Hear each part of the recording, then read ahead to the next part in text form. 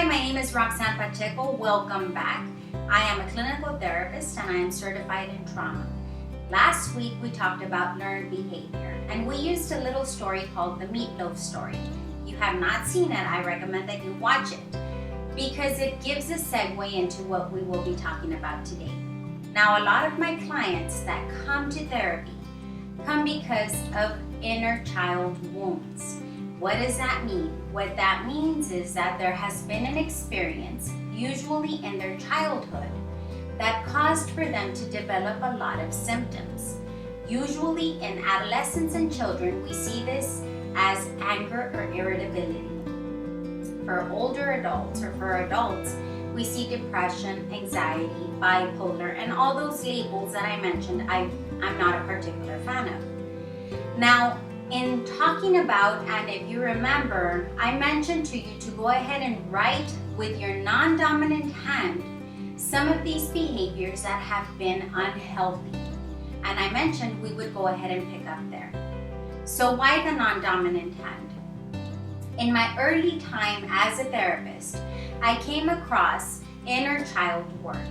And what the non-dominant hand does is that it taps into the subconscious part of your brain that is the reason for your behavior.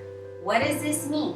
What this means is that we usually behave in such a way, but a lot of the times we are not fully understanding of why in the world did we do this. Many times, perhaps, you may get into a very heated discussion and you will say things that will hurt someone.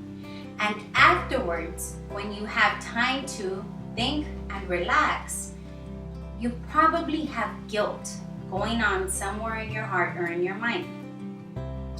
This is because something subconscious is there.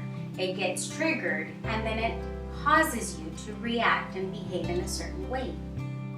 Believe it or not, non-dominant handwriting gives you the capacity to tap into that part of yourself in your brain and to ask yourself questions regarding that behavior or those traits or those patterns that have been very pervasive in your life and that have resulted in possibly lack of communication, lack of healthy relationships, maybe feeling lonely, maybe feeling sad, isolated, maybe not being able to start a family or forgive somebody.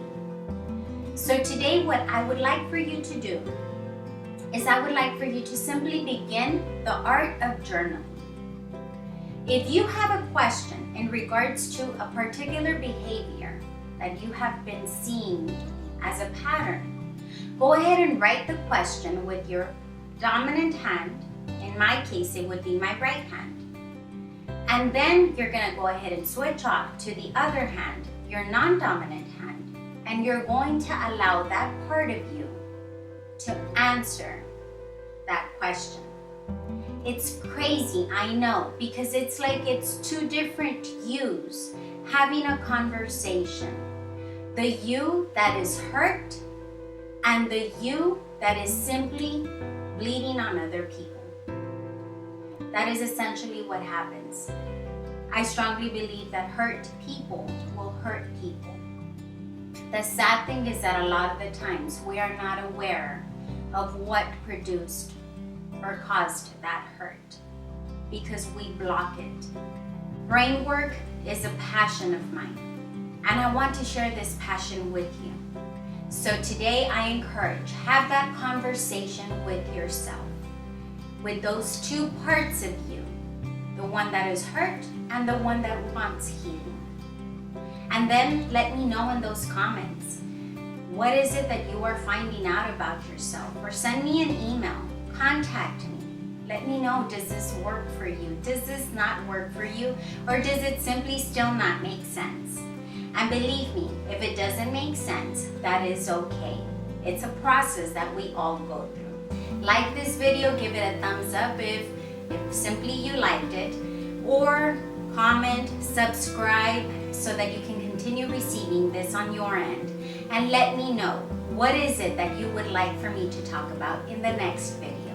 As always, I say to you, trauma is real, but so is healing.